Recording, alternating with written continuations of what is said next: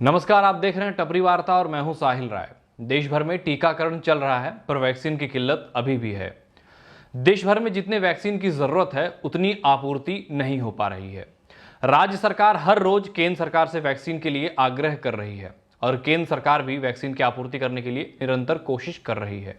और रही बात आम जनता की, तो आम जनता घर से लेके वैक्सीनेशन केंद्र तक का चक्कर लगा के जब थक जाती है तब जाके कहीं पर वैक्सीन का एक डोज लग पाता है। ऐसे में जब कोरोना वायरस के खिलाफ इस लड़ाई में वैक्सीन ही अस्थायी समाधान है, तो जरूरी है कि राज्य सरकार को केंद्र सरकार से जितनी भी वैक्सीन मिल रही है उसके हर एक डोज का सदुपयोग हो, एक भी डोज बर्बाद ना हो। पर देश भर से जो वैक्सीन के बर्बादी के जो आंकड़े सामने आ रहे हैं वो होश उड़ा देने वाले हैं। आंकड़ों पर नजर डालने से पहले आइए हम ये जान लेते हैं कि वैक्सीन किन कारणों से बर्बाद होती है। वैक्सीन बर्बाद होने का सबसे पहला कारण है कि वैक्सीन को उचित तापमान पर स्टोर ना करना। वैक्सीन को स्टोर करने का सही तापमान 2 से 8 डिग्री सेल्सियस है। दूसरा कारण है वैक्सीन के बर्बाद होने का कि एक्सपायरी डेट से पहले वैक्सीन का यूज ना होना। वैक्सीन के बर्बाद होने का तीसरा कारण है कि वैक्सीन की शीशी खुलने के बाद बची हुई डोज का इस्तेमाल ना होना। इसको इस तरह से समझिए, जैसे मान लीजिए कि वैक्सीन की एक शीशी है और एक वैक्सीन की शीशी में 10 डोज होता है, तो अगर मान लीजिए शीशी खुलने के बाद मात्र 2 ही डोज यूज हुआ तो बचा हुआ डोज जो होता है वो खराब हो जाता है। उसको हम रख के दोबारा यूज नहीं कर सकते हैं, एक बारी खुलने पर ही पूरी शीशी यूज हो जानी चाहिए। अब आइए वैक्सीन के बर्बादी के आंकड़ों पर नजर डालते हैं। पूरे भारत में वैक्सीन की सबसे ज्यादा बर्बादी झारखंड राज्य में है। झारखंड में वैक्सीन की बर्बादी करीब 37% है। इसके बाद छत्तीसगढ़ है, छत्तीसगढ़ में करीब 30% की बर्बादी है। उसके बाद में तमिलनाडु है जहां पर 15% की बर्बादी है। इसके बाद में बाकी अन्य राज्य भी हैं। इन आंकड़ों को लेकर कई राज्य केंद्र सरकार को गलत साबित करने के दावे भी कर रहे हैं। देखिए, कहा गया है कि सत्य परेशान हो सकता है लेकिन पराजित नहीं, पर इसके लिए जरूरी है सत्य का रणभूमि में उपस्थित होना। वैक्सीन के बर्बादी के संदर्भ में भी कई सत्य हैं।